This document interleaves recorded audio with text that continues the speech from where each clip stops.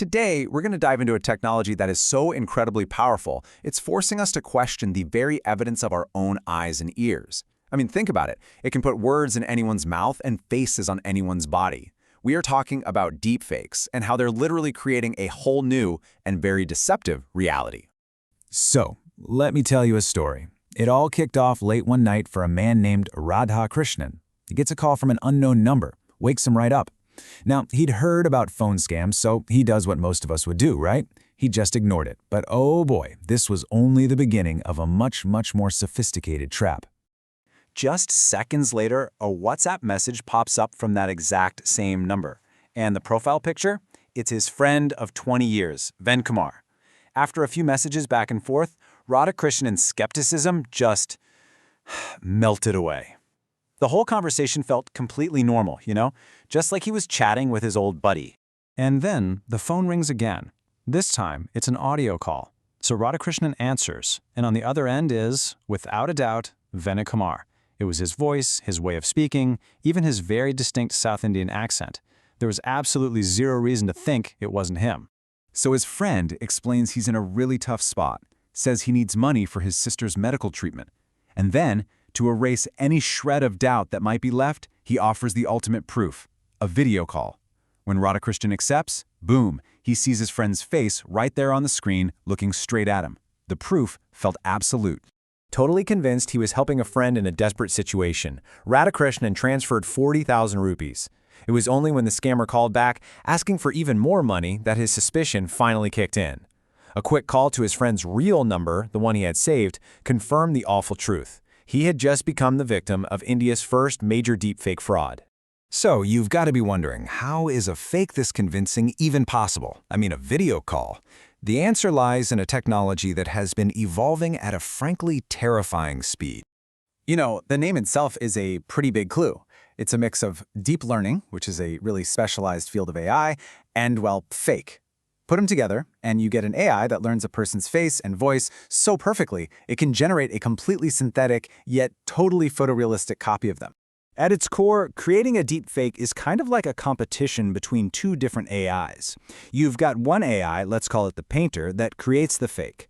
Then you have a second AI, we'll call it the judge. And its job is to compare that fake to real images. The judge is ruthless. It points out every single flaw and sends it back to the painter to fix. This whole cycle repeats thousands and thousands of times, until the painter makes a fake so perfect that even the judge can't tell it apart from the real thing.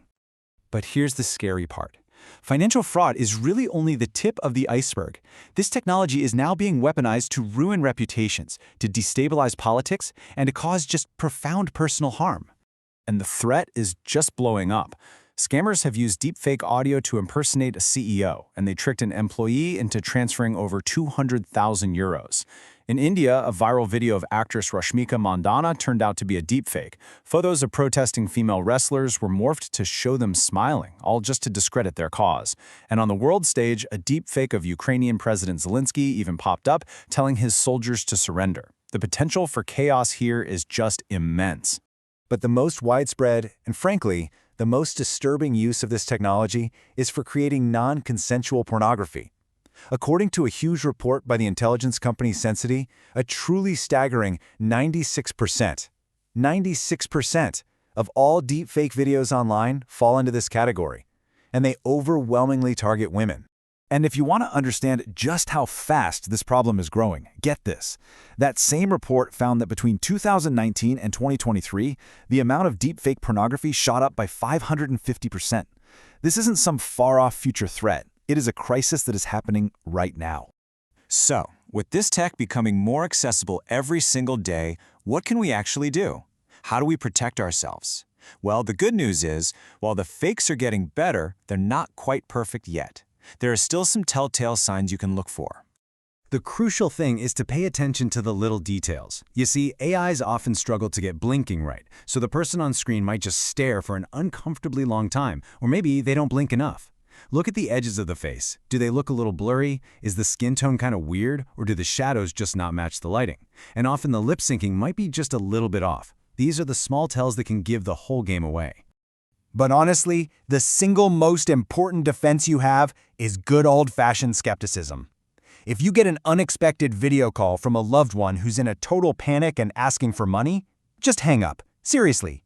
Then, call them back on the number you already have saved for them, or try to reach them through a different channel you trust to verify the story.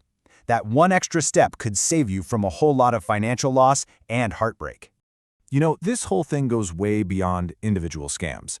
Deepfake technology is fundamentally changing our relationship with evidence, with truth itself. It's creating a world where we can no longer automatically trust what we see or what we hear.